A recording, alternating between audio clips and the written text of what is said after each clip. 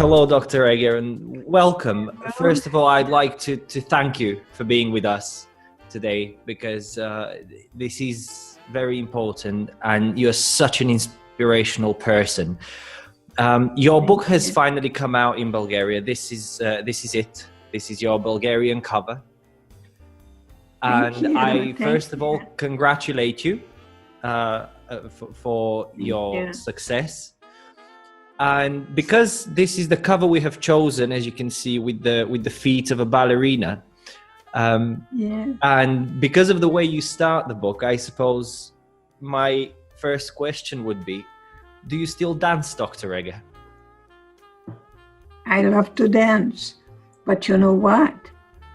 I liked the big band.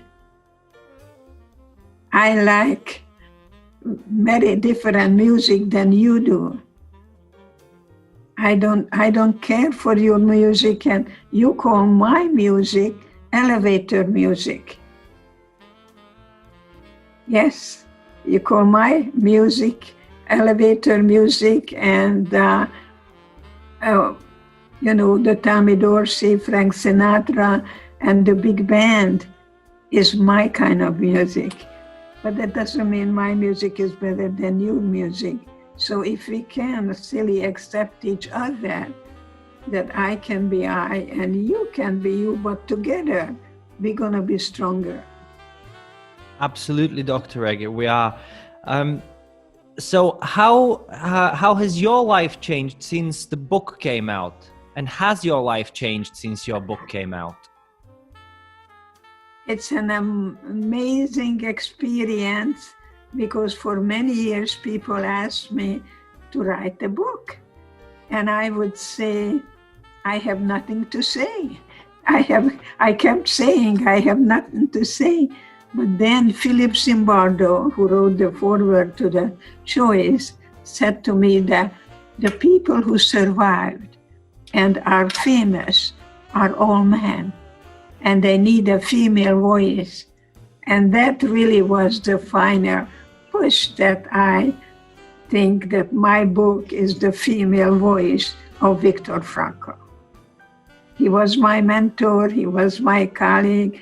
I did the keynote address for his 90th birthday, and I'm really, really most grateful that he was able to help me to find the verbal capacity that I was able to finally tell people about Auschwitz. I put myself completely underground. I didn't want people to feel sorry for me. I just wanted to be a Yankee Doodle dandy, as they say in America. And I didn't want to speak English, you know, with my Hungarian accent. But today, I look at life from inside out, and I cherish my time in Auschwitz, which I call an opportunity to discover life from inside out, and not to wait for someone to come and liberate you and make you happy. And this is why I consider Auschwitz an opportunity for an opportunity, like everything else, like right now.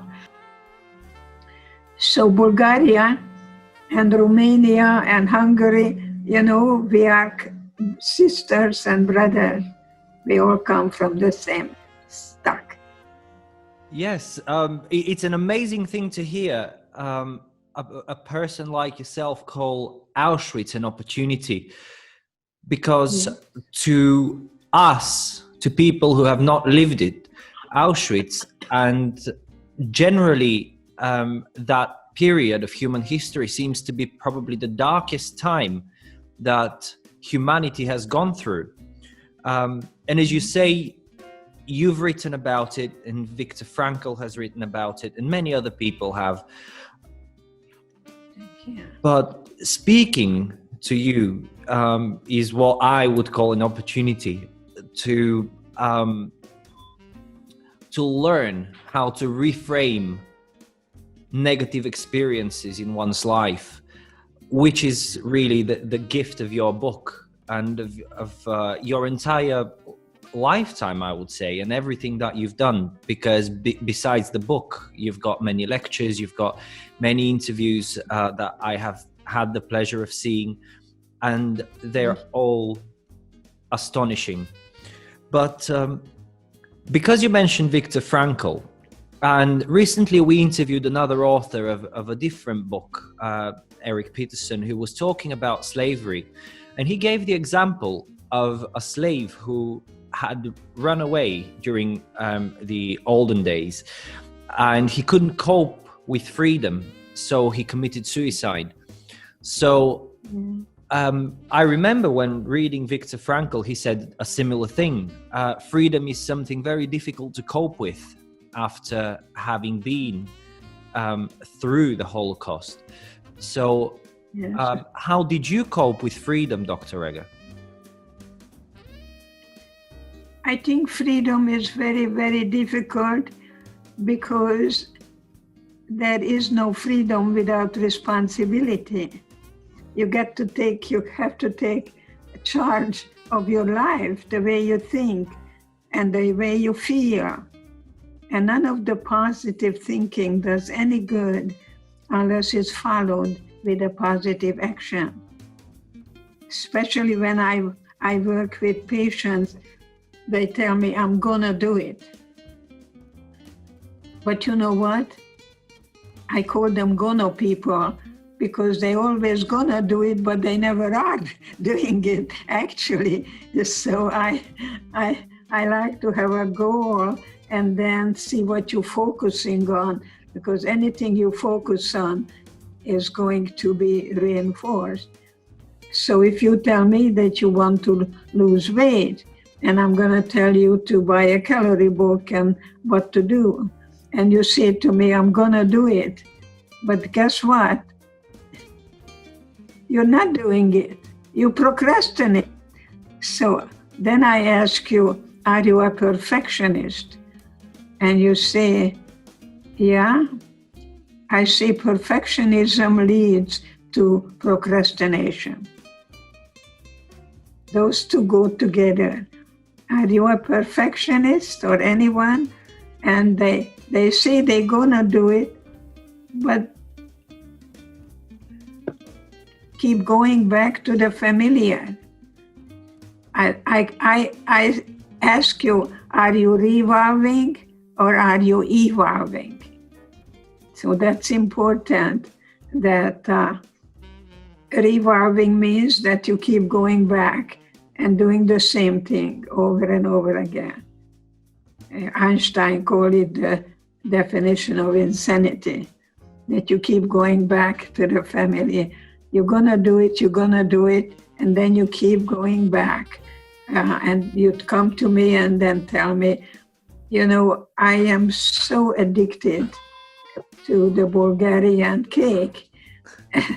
And I said, well, the cake is just sitting there. It's up to you to recognize that God gave us temptation, but it doesn't mean I'm going to act upon it. I'm always going to be tempted to eat the Hungarian chocolate cake too, but I know I have a bad back. I was beaten very severely. I have a bad scoliosis, and I lost about 4 inches of my height. And so it doesn't mean I have to run from it or fight it. I just look at it and say, I am an adult and I choose what is good for me. So the best thing I can do is give you an idea to accept freedom with responsibility and become a good parent to you, and ask yourself, is this the best I can do? Dr. Eger, you're talking about freedom in that way, but I'm thinking you have been through something quite extreme. Yeah. And how do people in today's 21st century, who by comparison have small problems, small restraints, how do they find enough meaning in life? How do they find this guiding star to make them evolve rather than revolve? Yeah, I think that it's important to know that what you think, you create. And there are two words that I like you to get rid of. I always do that. I'm never going to be free. Those are dead-end words, absolutistic words. Instead, you say, in the past I did this, and now I'm going to do something else. It's just like in a car, you have to switch gears, and then you have to release the clutch. I don't know whether they make those cars anymore, that you have to switch gears. But I know I had one. My first car was a German Opel, and I had to learn that when it was noisy that I have to change.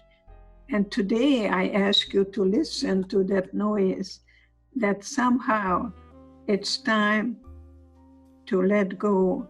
And that's my definition of love, the ability to let go.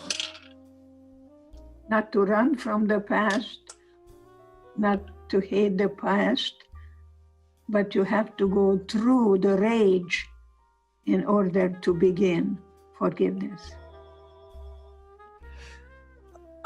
You're touching on a word, rage, which in the past few weeks has been very modern, I would say. It's been very contemporary. You live in one of the most beautiful cities in the world. I have had the pleasure of being in San Diego a few times in the past. And it's a spectacular city in a spectacular country. However, in the past few weeks, in your country, in your new home, as you call it in your book, a few rageful things have happened. And speaking to you, I can't ignore also, there was a person within the riots who was wearing a hoodie with a caption that said Auschwitz camp. And I'm sure that you'll be aware that in countries such as your Hungary and my Bulgaria, there are quite sizable neo-Nazi fractions. I think that our enemy is ignorance. So Ahmadinejad, remember, in Iran said that the Holocaust didn't exist. And that's what Plato said, that you have to think of a lie. It has to be a big one. And then you repeat it until people believe it. So you see, we have to question authority and never blindly adhere to authority. Yes, I think it's very important. The book is called by Adorno, and he talks about the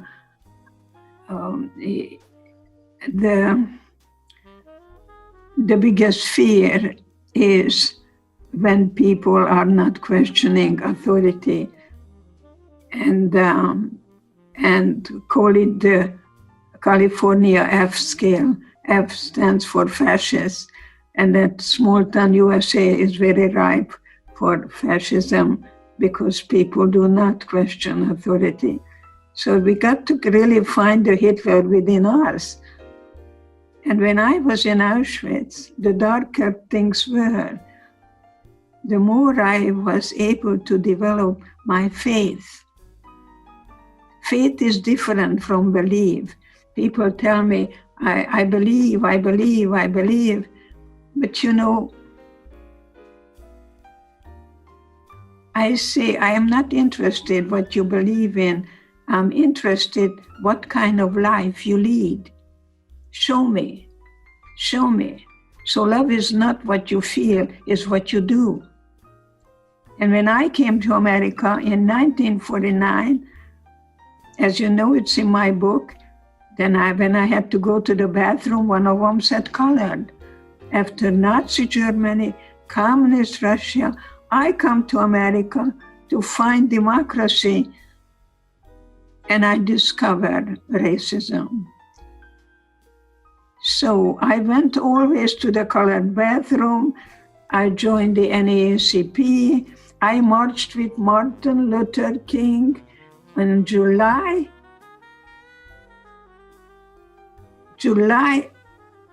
1963, and singing "We Shall Overcome" by the Mamas and the Papas. That was way before you were born. And so what I say, I lived. What I'm telling you now, I lived it. And I don't run away from the past as I did until I read Man's Search for Meaning. So I am not Viktor Frankl, because he was a medical doctor in his 30s in Auschwitz, and I was a 16-year-old in love, who told me I have beautiful eyes and beautiful hands. It's a very different mentality. Yet both of us used the same skills.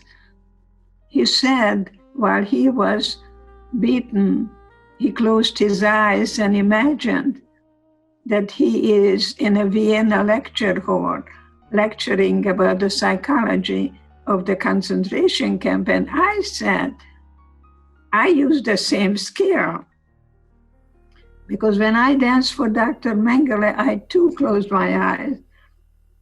And I imagined that the music was Tchaikovsky and I was dancing Romeo and Juliet at the Budapest Opera House. Today, when I work with a woman and she tells me, I was sexually abused, but how can I tell you? You were in Auschwitz. And my answer is, you were more in Auschwitz than I was, because I knew the enemy. It's just how you look at things. And it's usually someone in a family who tell you to keep your secret, because if you don't, they're going to get even with you. So I think we really have to question how we are thinking about anything, because everything becomes an opportunity to not recovery, but discovery. So not to do anything in excess. Some people just think in excess, and they try to figure things out all the time.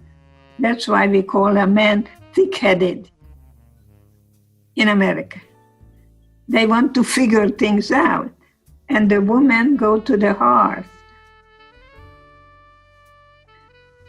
So sexually speaking, if the female in you gets along with the male in her, you're gonna do very well in bed. I became also a diplomat in sexology, you see. So, because I didn't know anything about sex and I worked with couples, so there is such a thing. In the 90s, I became a diplomat in sexology. And I'm not talking about sexual, I want to talk about sensuous. Being sensuous is really to be a loving person, to be a compassionate listener. That's what I teach. Not to deny someone else's truth. If they tell you that green crocodiles walk on that wall, I say, oh, tell me about it. See, that you and I create an environment that people can feel any feelings without the fear of being judged. Fear and love does not coexist. I want you to get rid of fear. And we're not born with fear. We're not born with judgments. We're not born with the us and them mentality. So find the goodness in you. Find the passion in you, find the love in you, and you're not going to look at the chronological age. It's going to happen anyway. You're talking about love. You mentioned that word a few times. You first mentioned it with relation to Eric. And after having read your book and translated your book and delved so very deep in you as a human being, I kind of get the feeling that you are still in love with Eric. Yes. I don't think you ever forget your first love. Yes, I have a picture and I see him every day. And I wondered what would have happened if he and I would have done what we really wanted to do, to get married and go to Palestine.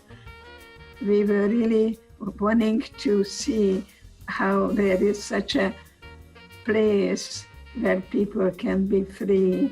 There was no Israel, but he and I were having a tremendous passion to make a difference.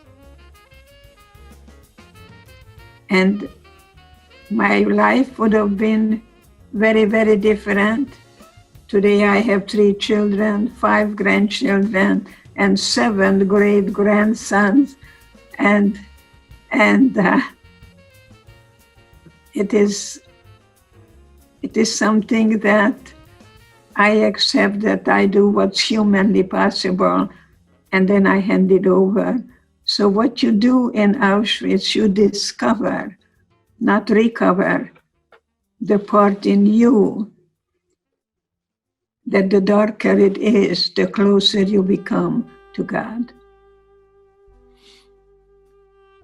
And God is a free spirit. God is Tinkerbell. And God is here.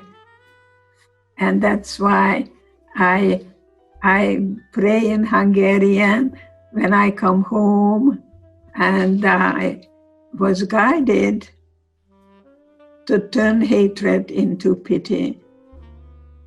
And if I would have died, I would have died praying for the guards.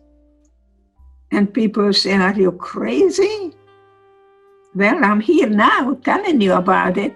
So I made it. I made it. So I think it's very good for people to read the book and take care and become and give birth to the you that was meant to be. Because many times we give up our true self. That's the question I ask, when did your childhood end? Many children, like immigrants' children, take care of their parents when they come to America. They learn English before the parents do. They learn about peanut butter, which I never knew before. Do you know peanut butter and tuna fish, things like that? I never did. So the child really becomes the adult many times. But now you can reclaim your true self and become a good parent to you. And when you say become a good parent to you and looking within yourself, I can't help but remember that a few minutes ago, you said that we must find the Hitler within us. What do you mean? Exactly. Find the Hitler that really doesn't allow you to celebrate every moment in life. Somebody who says yes, but. Somebody maybe told you, maybe your father told you, you're a very handsome boy, but you're fat, but you're full of pimples. So give me the but and I give you an and. Yes, and.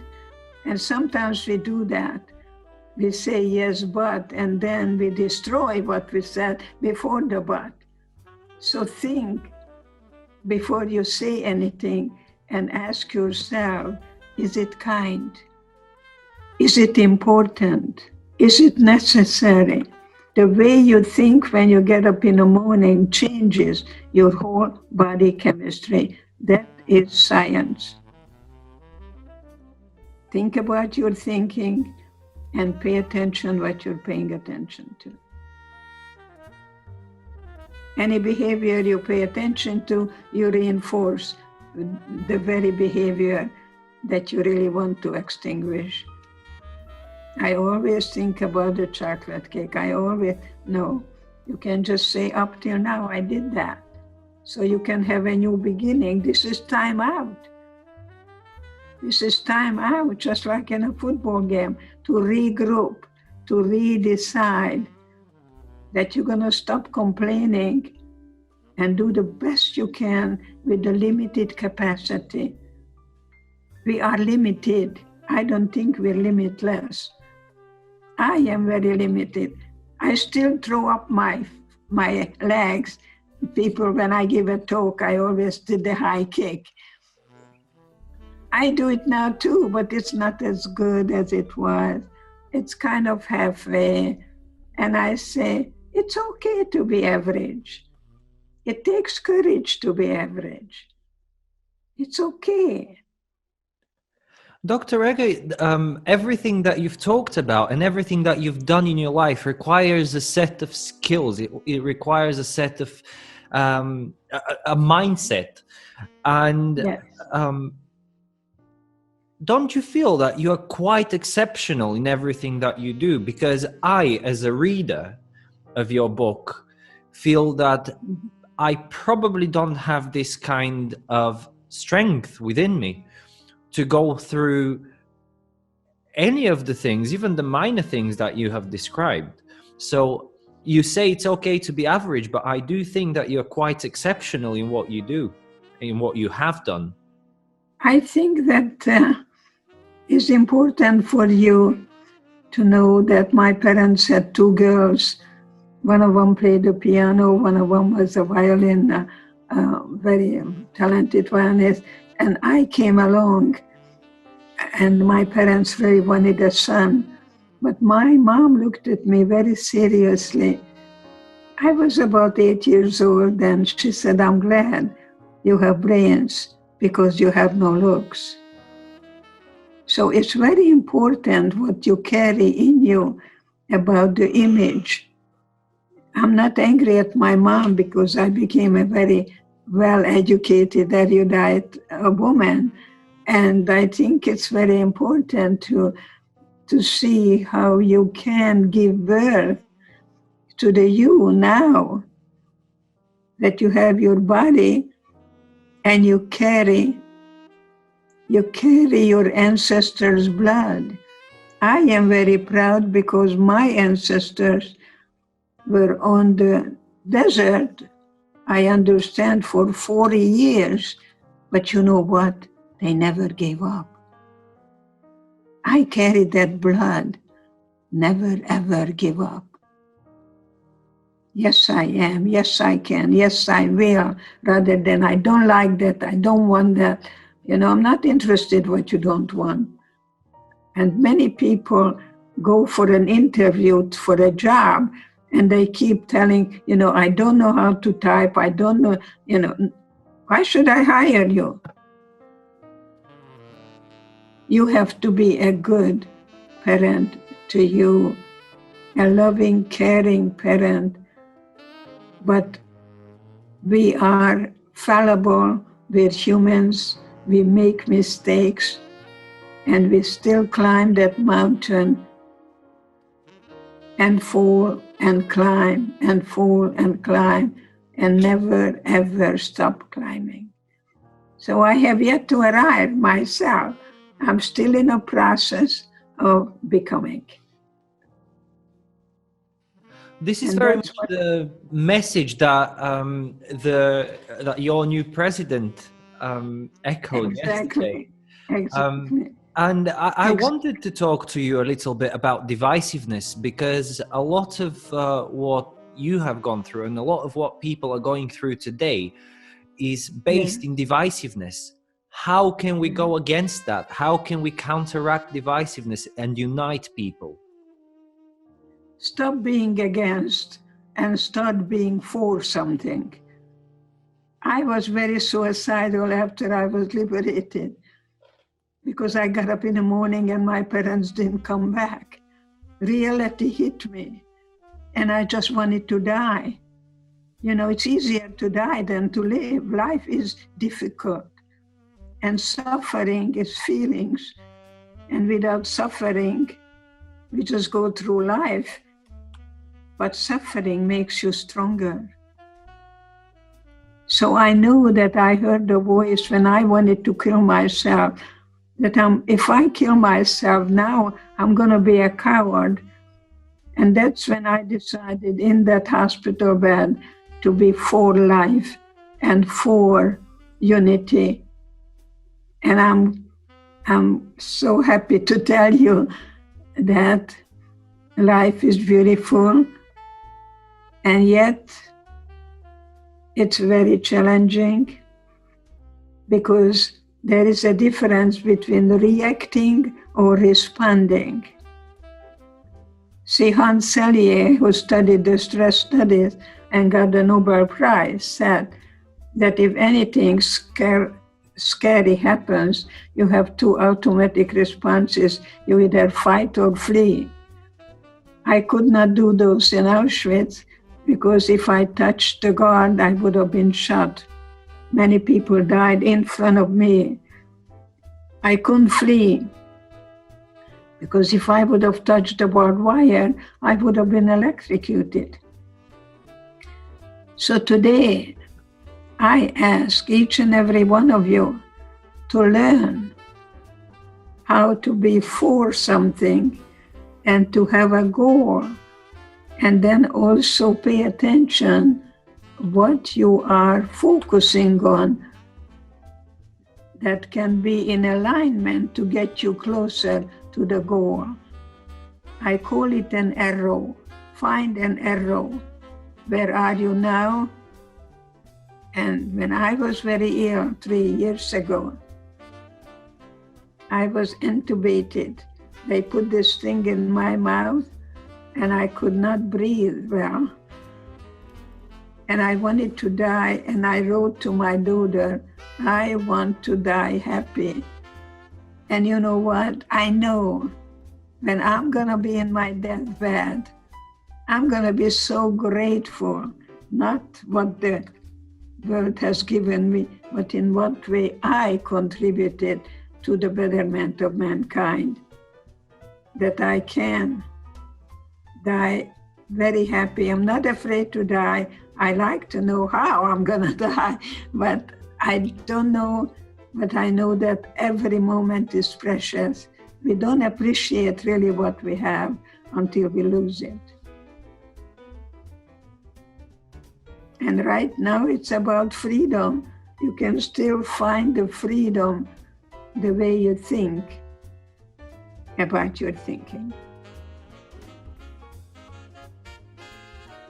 You're such a good interviewer. You're a good thinker. Well, you're a good thinker. That's very kind of you to say, Dr. Eger. Thank you very much. I was just reflecting on what you said about suffering gives us strength. Suffering makes us stronger. And I'm thinking, how can people find meaning without suffering? Because what we hope for our children and for our friends and for our families, not to suffer. But how do people find meaning without suffering? Every moment is very precious. It's very important for you to acknowledge that there'll never ever be another you. That many people can do what you can do, but not the way you can. You are unique, you're one of a kind. There is only one you, there'll never ever be another you. So I celebrate that uniqueness, that authentic me. I do it my way, as Frank Sinatra said. I did it my way.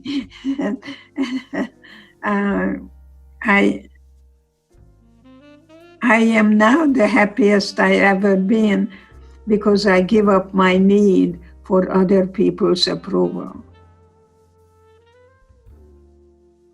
I give up my need to please everyone.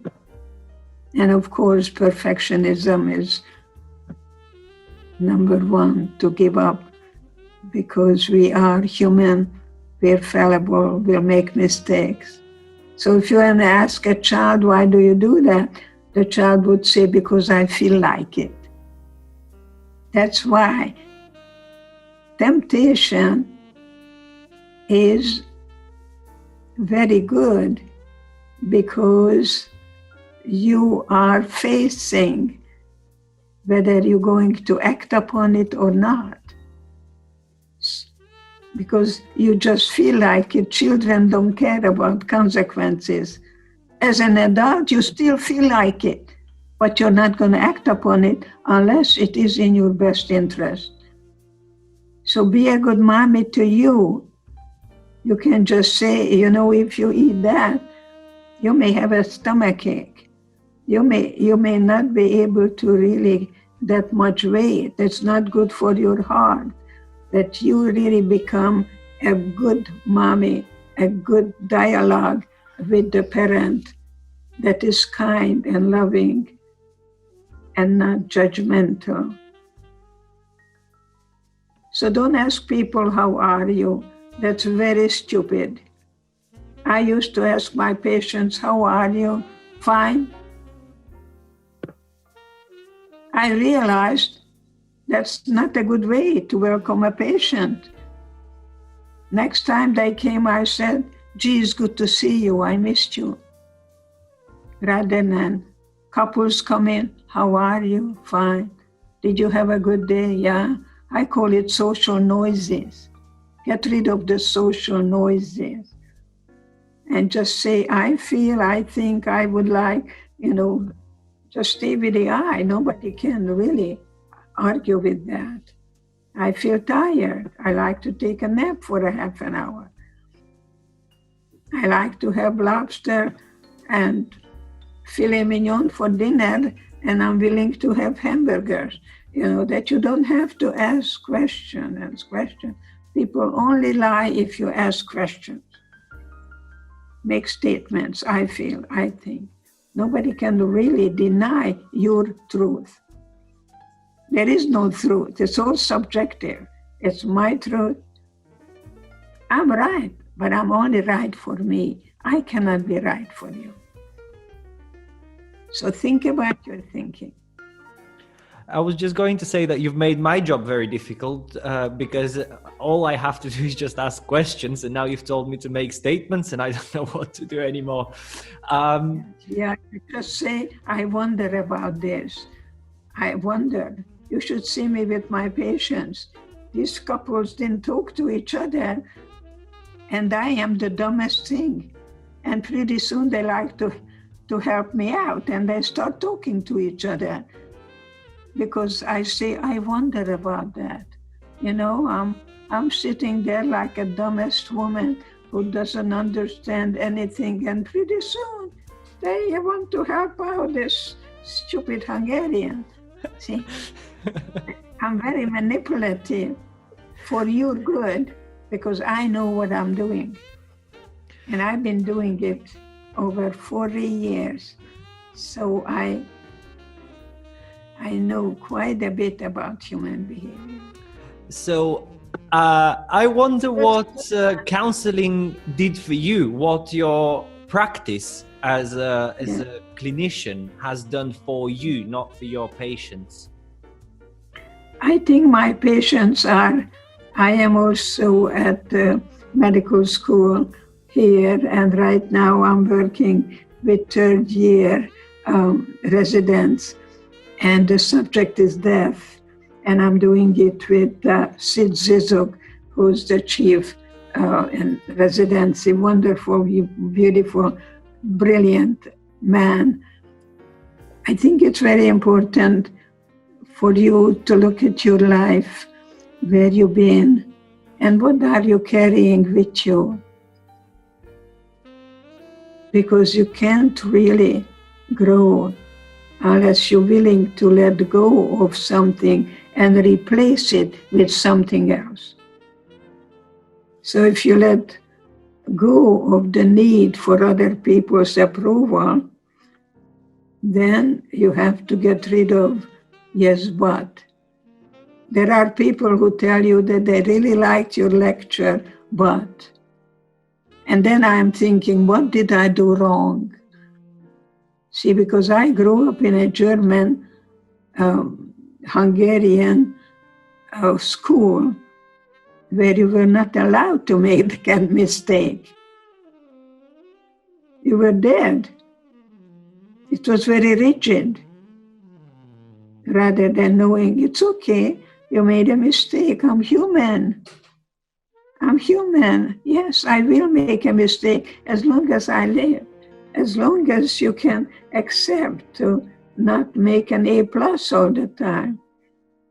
So not to become so taken with yourself either, just to recognize that I feel today very good because people don't come to me, they're sent to me. I look at you as starting my day, that you're my gift. And there is a word for it, trigger. You trigger something. Somebody triggers something in you, which may have nothing to do with what's going on right now. It has to do with something in your family of origin that you still carry with you and you haven't faced. Like the need for approval, and then you think you have gotten rid of it, and I'm going to trigger something in you that you say, oh, aha, I didn't look at it that way. Some people call me a spiritual midwife, and you know what, I like that, because you are pregnant and you're going to give birth to the you. Free, freedom, freedom, freedom is wonderful. So find that freedom in you and see how you nurture it. Because I get a lot of flowers, but how I water it is very important. You know, I kiss my flowers and I talk to them. If I won't water, they won't live as long as that. I got flowers here. It was given to me for my birthday, September 29th, and now they're still blooming. Do you pay good attention to you? Find that little boy who's crying and says, I need a loving father. And you say, I'm here. I will never, ever leave you. So self-love is self-care. It's not narcissistic. Self-love is a very difficult skill, Dr. Eger. Now, you don't know this about me, but I myself am also a psychotherapist, and I have worked with clients for a few years now. And I have learned one thing, and that's that self-love is a very difficult skill. And you, Dr. Eger, hold so much love within you to the point where you kiss your flowers, which is a lovely thing to say. But do you think we all carry this kind of love within us? Yeah, sometimes when you take charge of your thinking and feeling and your behavior, you want to know that you have a good balance between working, loving, and playing, that you don't do anything in excess. I don't love everything. I don't like ignorance. When I was a little girl, I went to a Jewish school. And when I came out, children were spitting at me and they called me a Christ killer. It was before Hitler.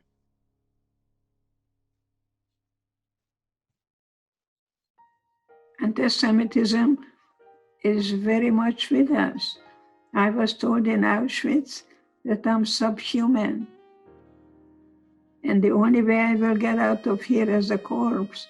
And they could have put me in a gas chamber any minute because I didn't know what was going to happen next. 4 o'clock in the morning, we stood there. It was called an appel. We didn't know whether we're going to be here tomorrow morning. When I took a shower, I didn't know whether gas or water is going to come out. That's why I ask you to think about your thinking. Because it's not who I am. I'm not a victim. I was victimized. It's not my identity. It was done to me. I refuse to be a victim.